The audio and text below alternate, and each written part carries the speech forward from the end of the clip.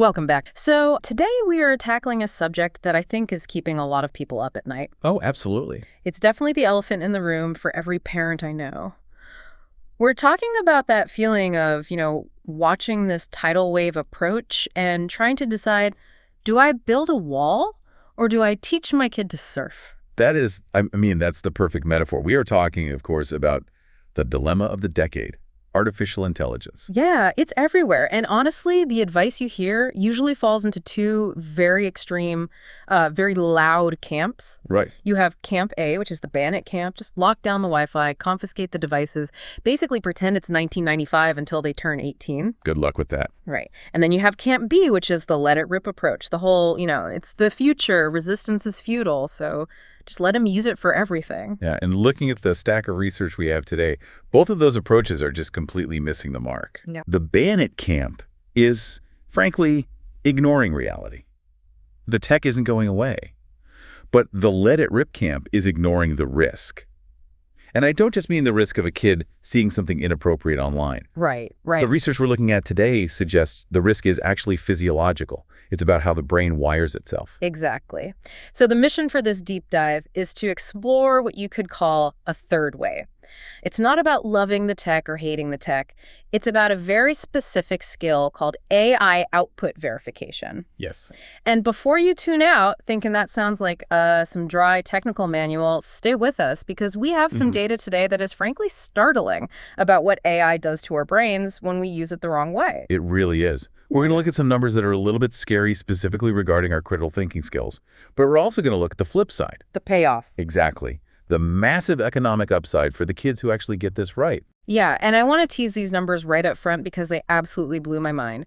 We're looking at a study showing a negative correlation, a really strong one, between using AI and critical thinking. That's the scary part. Right. But then we have another report showing a 56% wage premium for people who have these verification skills. That's the fork in the road right there. You either lose your ability to think or you become significantly more valuable to the economy. So let's unpack this. Let's start with the bad news first, the brain drain. You shared a study from 2025, published in the journal Societies, by a researcher named Michael Gerlich. Tell us about this. Right. So Gerlich conducted a study with 666 participants, so a substantial sample size. And the goal is really simple. Measure the relationship between how frequently someone uses AI tools and their ability to think critically. And what did they actually find? They found a correlation coefficient of negatives 0.75. Okay, for those of us who, haven't taken a stats class since college, put that in perspective. What does a negative 0.75 mean in the real world? In educational psychology, it's massive. Really? Yeah.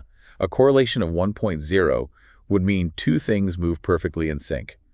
A correlation of 0 means there's absolutely no connection. Okay. So a negative 0.75 implies a very strong inverse relationship.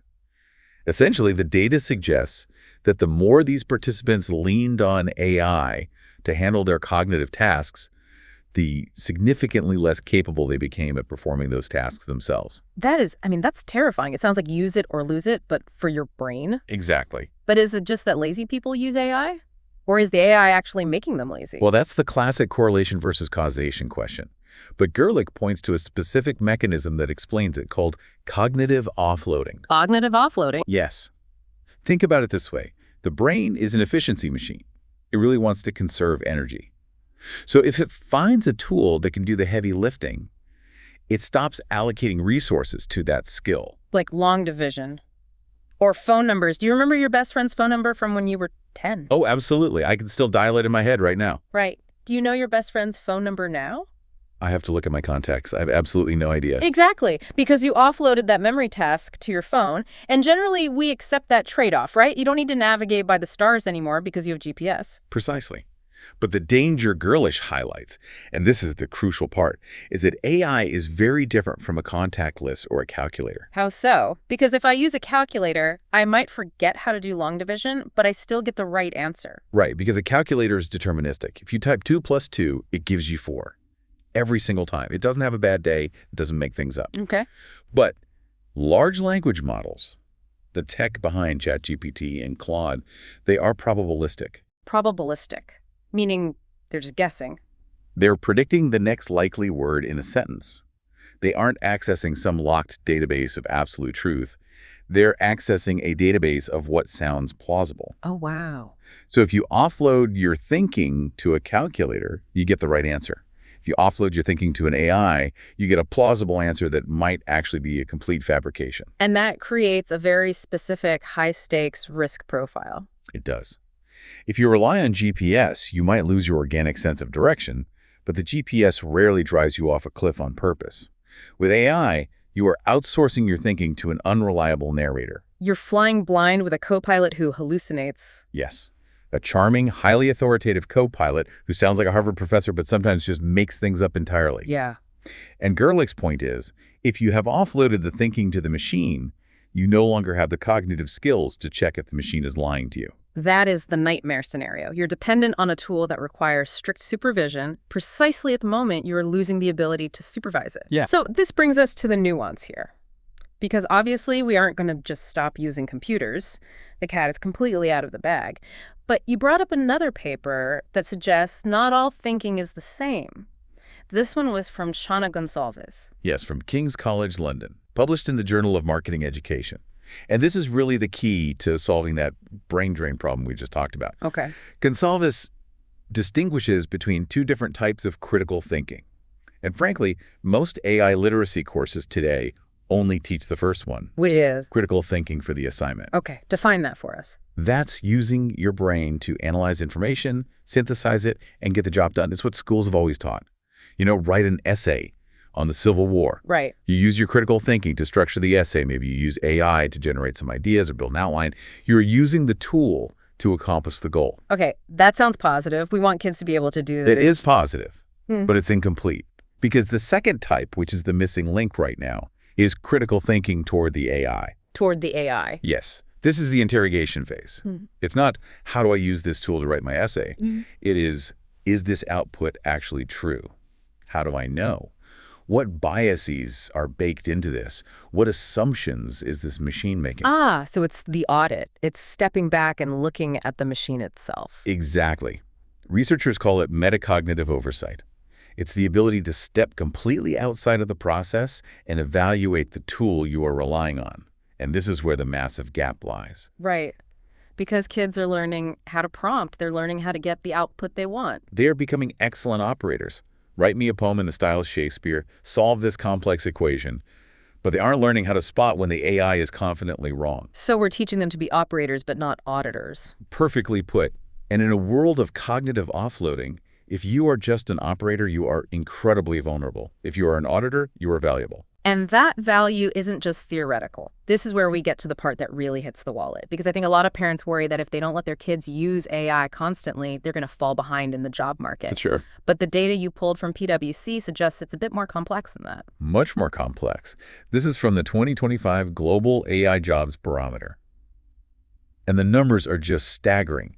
They analyzed almost 1 billion job postings across 32 countries. 1 billion, okay. And they found that jobs requiring AI skills offer a 56% wage premium over comparable roles that don't. 56%! That is, that's significant. Usually you see, what, a 10% bump for a master's degree or something? This is life-changing money. Yeah, it's massive. Yeah. And here's the kicker. That premium doubled in a single year. Wow. So the market is screaming for this. But, and here is the connection to what we just discussed, is the market paying 56% more just because you know how to log into ChatGPT? No. And that is the huge misunderstanding out there. The premium isn't for familiarity. It's for competence. Employers aren't paying you an extra 50% just to generate text. Right. They are paying you to know when that text is right, when it's wrong, and how to apply it safely. They are paying for the judgment. So the audit capability we just talked about, that critical thinking toward the AI, that's actually what's being monetized. Exactly. Think about supply and demand.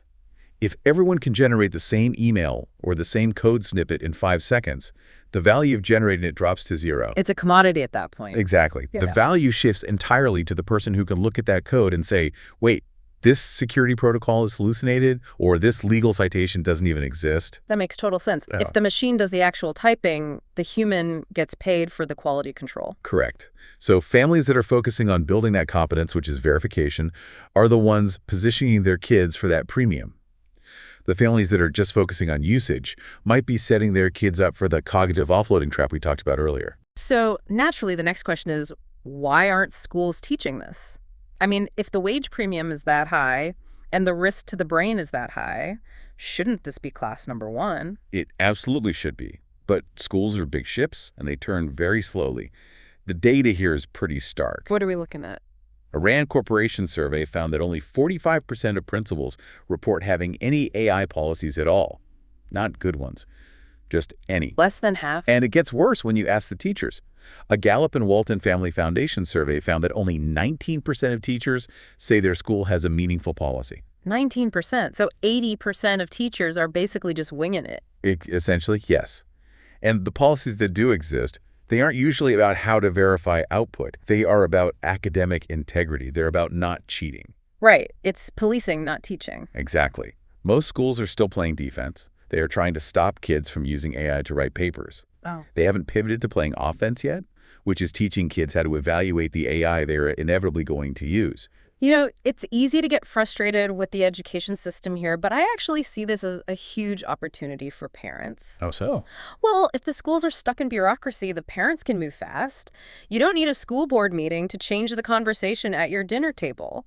The window is wide open to teach this at home before the system catches up. That's a really empowering way to look at it. You don't have to wait. And the beautiful thing is, teaching this doesn't require you to be a tech expert. You don't need to know how LLMs work or what a neural network is. That is a relief.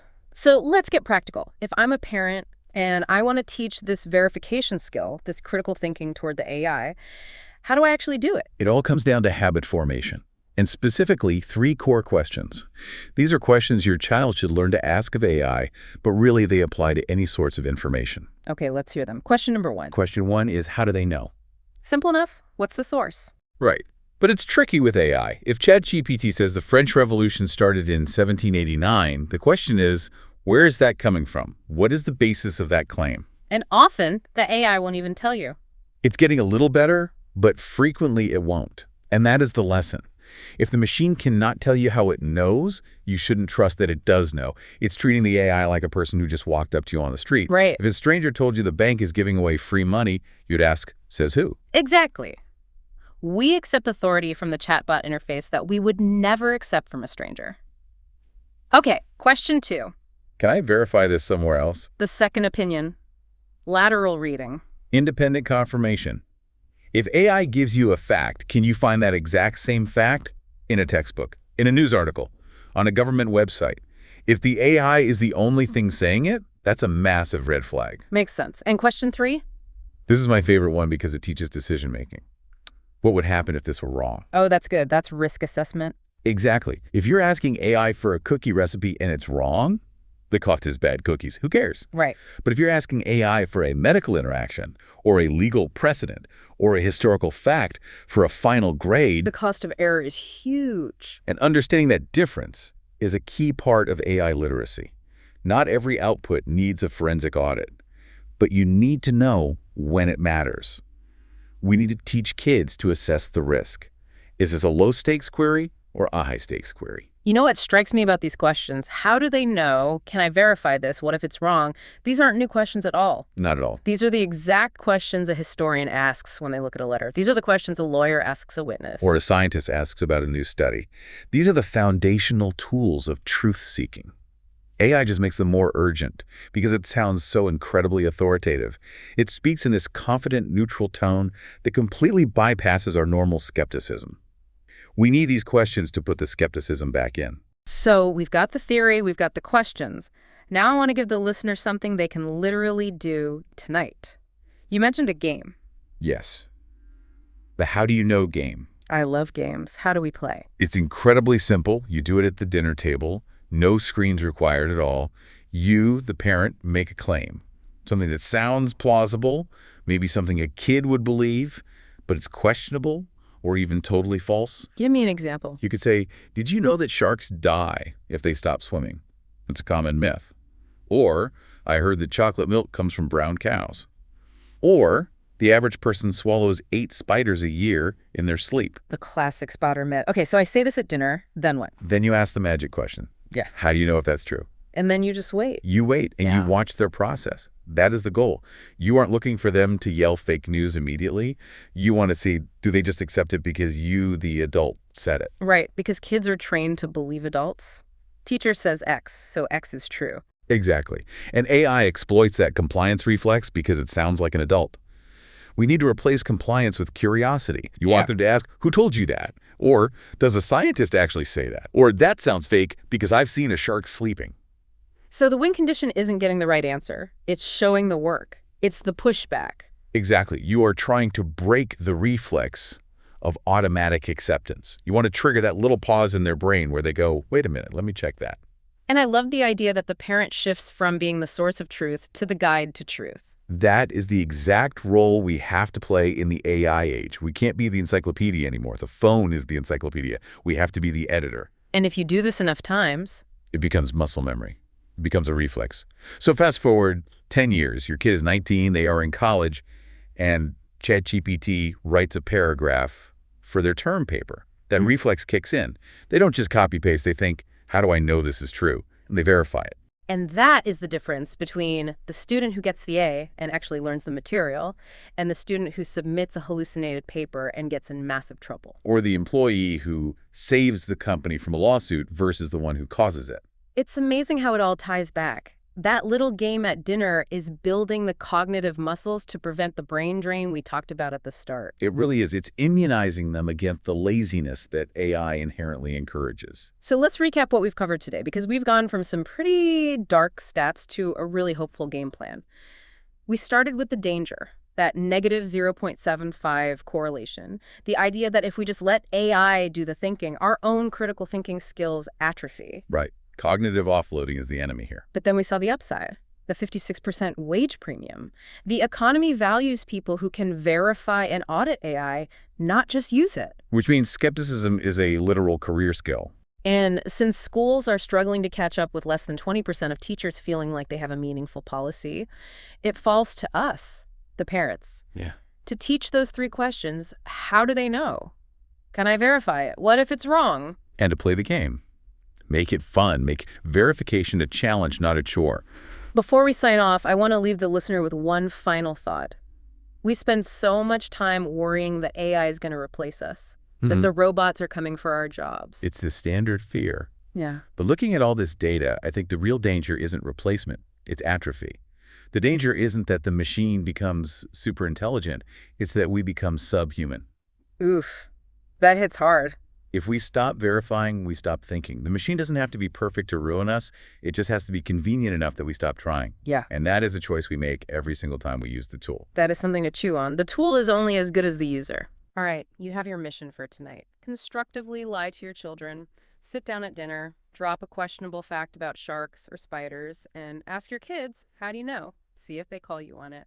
Thanks for listening, and we'll catch you next time.